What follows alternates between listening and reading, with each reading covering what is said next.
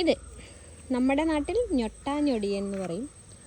ഇംഗ്ലീഷുകാർ ഇതിനെ golden berry എന്നും പറയും കേട്ടോ. അപ്പം നമ്മുടെ നാട്ടിൽ ഞൊട്ടാഞ്ഞൊടിയൻ കുറച്ച് ചെറിയ സൈസാണ്. ഇത് ഗോൾഡൻ ബെറി എന്ന് പറയുന്ന കുറച്ച് ഹൈബ്രിഡ് വെറൈറ്റി കണ്ടോ. ഇത് നമ്മുടെ മാർക്കറ്റിലൊക്കെ വാങ്ങാൻ കിട്ടും. നല്ല റേറ്റ് കൊടുക്കണം.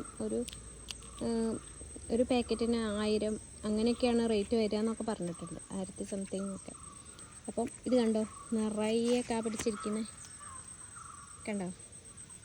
അപ്പോൾ ഇത് പഴുത്ത് വരുമ്പം ഇത് ഒരു യെല്ലോ കളറായി വരും കണ്ടോ. പിന്നെ കണ്ടോ, പഴുത്ത് കഴിഞ്ഞാൽ നല്ലൊരു മഞ്ഞ കളറായിരിക്കും. ഇങ്ങനെ കേടൊന്നും ഉണ്ടാവില്ല കേട്ടോ. നല്ല ടേസ്റ്റ് എന്ന് പറഞ്ഞാൽ നമ്മുടെ നാട്ടിലുള്ളതിന് പറഞ്ഞാൽ ഒരു കയ്പ്പൊക്കെ വരും. ചെറിയൊരു പുളിപ്പും കയ്പ്പും ഒക്കെ വന്നിട്ടുള്ള ആ ഒരു ടേസ്റ്റാണ്. പക്ഷേങ്കിൽ ഇതിൻ്റെ ടേസ്റ്റ് എന്ന് പറഞ്ഞാൽ കയ്പ്പ് അങ്ങനെയല്ല, മധുരമുണ്ട്, നല്ല ടേസ്റ്റ് ഉണ്ട് കേട്ടോ കഴിക്കാൻ. അപ്പം ഇതിൻ്റെ ഒരു പ്രത്യേകത എന്താണെന്ന് വെച്ചാൽ ഈ പ്ലാന്റ് കുറേ നിൽക്കും.